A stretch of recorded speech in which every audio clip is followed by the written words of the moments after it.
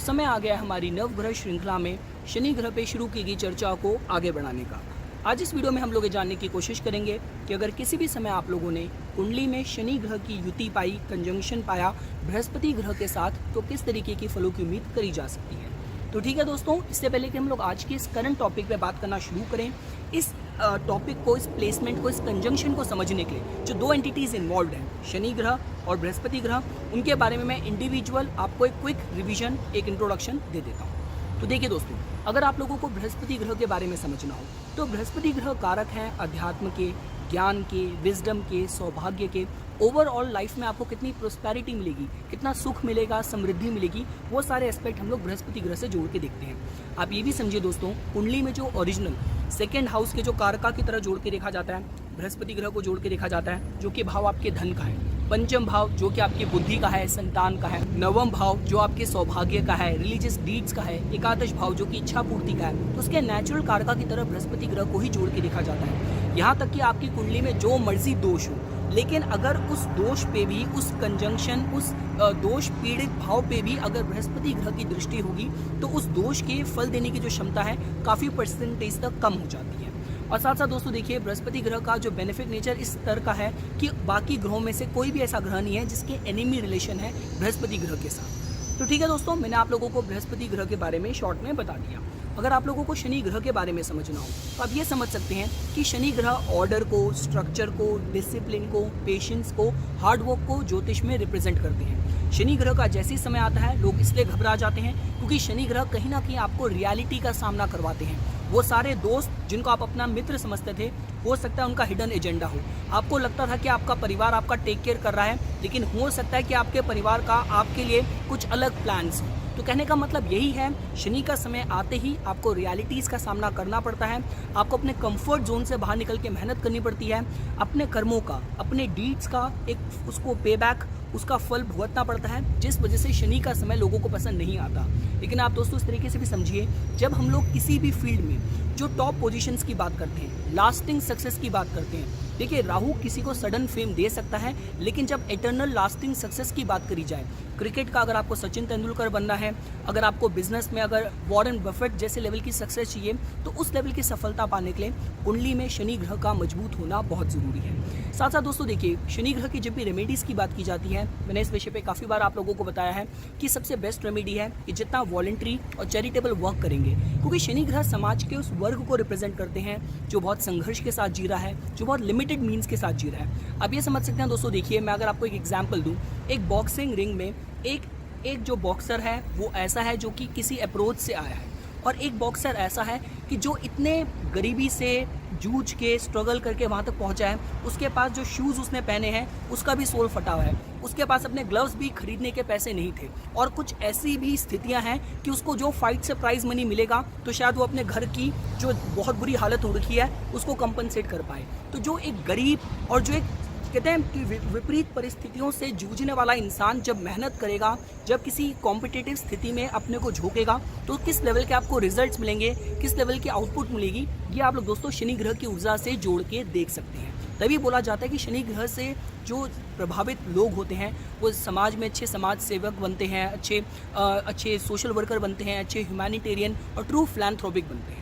तो ठीक है दोस्तों, ये हम लोगों ने शनि ग्रह के बारे में समझ लिया। अब दोस्तों देखिए, अगर आप लोगों को इस कंजंक्शन को समझना है, कुंडली में शनि ग्रह और बृहस्पति ग्रह की युति, तो उसके तीन पर्सपेक्टिव, तीन साइड हो सकती है। एक साइड जो हो सकती है वो काफ़ी गुड बेनिफिट रिजल्ट लेके आ सकती है, दूसरी थोड़ी सी वनरेबल वीक साइड हो सकती है, और लास्ट थोड़ी सी कंजर्वेटिव साइड हो सकती है। तो मैं एक एक करके आप लोगों को तीनों वर्जन डिटेल में बताता हूँ।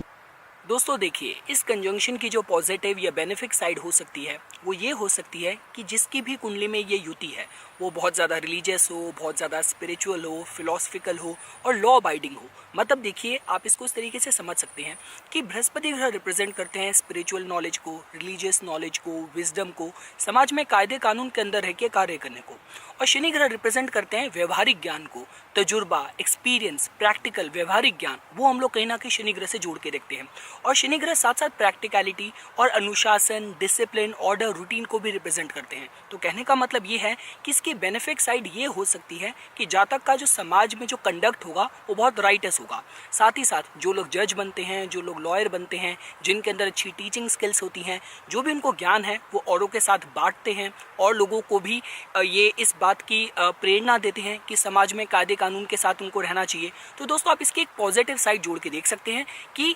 जातक का समाज में जो व्यवहार होगा वो हर तरीके से वेल कंडक्ट होगा। अब देखिए दोस्तों, अगर आपको इसकी वनरेबल साइड या वीक साइड समझनी है तो आप इस तरीके से भी देख सकते हैं कि देखिए, हालांकि इन दोनों के बीच शनि की और बृहस्पति की एक दूसरे के साथ एनिमी रिलेशन नहीं है। इन दोनों के एक दूसरे के साथ जो रिलेशन है वो न्यूट्रल ही है। तो कहने का मतलब यह है कि इनके जो मूल तत्व हैं वहाँ पे थोड़ा सा डिफरेंस आ जाता है, क्योंकि देखिए बृहस्पति ग्रह जहाँ ज्योतिष में रिप्रेजेंट करते हैं एक्सपेंशन को, वहीं शनि ग्रह रिप्रेजेंट करते हैं कॉन्ट्रैक्शन को। बृहस्पति ग्रह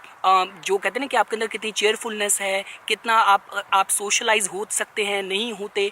हर तरीके की समृद्धि को बृहस्पति ग्रह रिप्रेजेंट करते हैं। और वहीं दोस्तों शनि ग्रह रिप्रेजेंट करते हैं एकाकीपने को, मायूसी को, लाइफ में जो लैक है, जो कमी है, जो स्ट्रगल है, शनि ग्रह उसको रिप्रेजेंट करते हैं। तो इसकी दोस्तों एक वीक साइड या वनरेबल साइड ये भी हो सकती है कि देखिए शनि ग्रह, जैसा मैंने आपको बताया था पिछली वीडियो में भी, कि शनि ग्रह कहीं ना कहीं कर्मास को रिप्रेजेंट करते हैं। तो बृहस्पति ग्रह के जितने भी प्रोस्पेक्ट्स हैं, चाहे लाइफ में एक अच्छा गुरु मिलना हो जो बृहस्पति ग्रह रिप्रेजेंट करते हैं, तो अच्छे गुरु का मार्गदर्शन लाइफ में आना हो, उसमें शनि ग्रह थोड़ा सा डिले कर दें, थोड़ा सा संघर्ष के थ्रू आपको गुजरना पड़े। हो सकता है कि आपको एक सही गुरु के मार्गदर्शन मिलने से पहले आपको काफ़ी जो लोग शार्लेटन्स हैं, जो लोग फ्रॉड हैं, जिन लोगों ने आपको मिसगाइड करा हो, ऐसे लोगों के साथ आपका सामना हुआ हो। या हो सकता है दोस्तों कि चाइल्ड बर्थ की बात की जाए या आपके लाइफ में ओवरऑल प्रोस्पेरिटी के हिसाब से, सौभाग्य के हिसाब से बात की जाए, तो उन सारे प्रोस्पेक्ट को शनि ग्रह डिले कर दें। आप कुछ इस तरीके से भी दोस्तों इसकी एक वीक या वनरेबल साइड की तरह जोड़ के देख सकते हैं कि जो सारे प्रोस्पेक्ट बृहस्पति ग्रह रिप्रेजेंट करते हैं